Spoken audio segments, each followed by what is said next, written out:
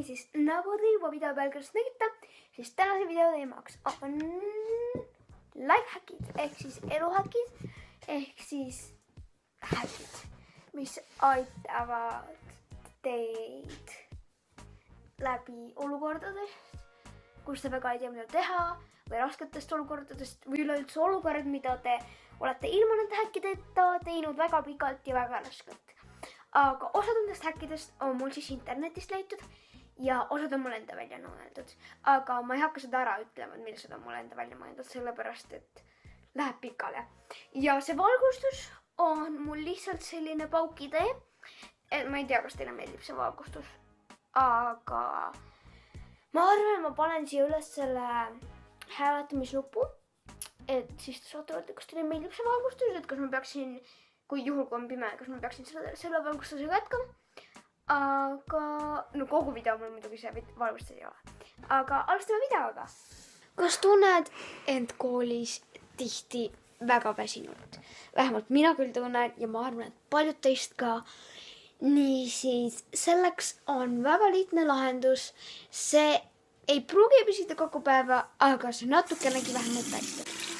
Niisiis, lihtsalt mine WC-sse ja lase endale külma vett näo peale või viska ja see värskendab sind ja võid ka vett juua, kui vaja. Ma arvan, et teil on ka nii, aga telefonid kukuvad väga kergesti maha. Alla tahate vaadata YouTube'i videot ja teil ei ole telefoni hoidjat ja te lihtsalt panete telefoni kuskile ja see libiseb maha. Ja teie ekraan võib katki minna, mis on väga tüütu, aga mul on selleks teile lihtne nipp.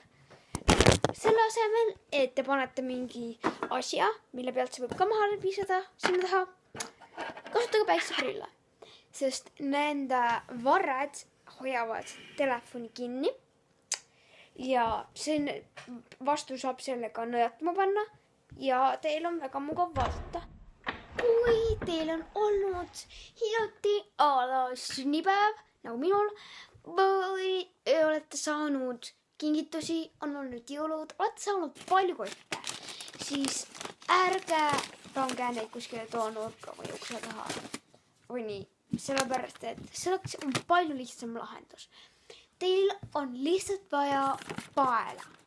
Ühte paela, mis oleks piisavalt tugev, et hoida kotte, kinkikotte ja nii. Ja panete need läbi nende sangade. Panete selle ühe paela läbi sangade ja siis saate selle ümber kinni siduda. Ja siis saate selle riputada ala riidekappi, riidepuu külge, nagisse. Niimoodi on palju mugavam. Arvan, et kõige suurem põhjus, miks inimesed kasutavad meiki, on sellepärast, et neil on tumedad silmaalused. Nagu minulgi. Aga tegelikult on selle veidikene vähemalt leevendamiseks palju lihtsam häkk. Lihtsalt on vaja lasta ka silmaalustele peale külma vett loputada silmad ära.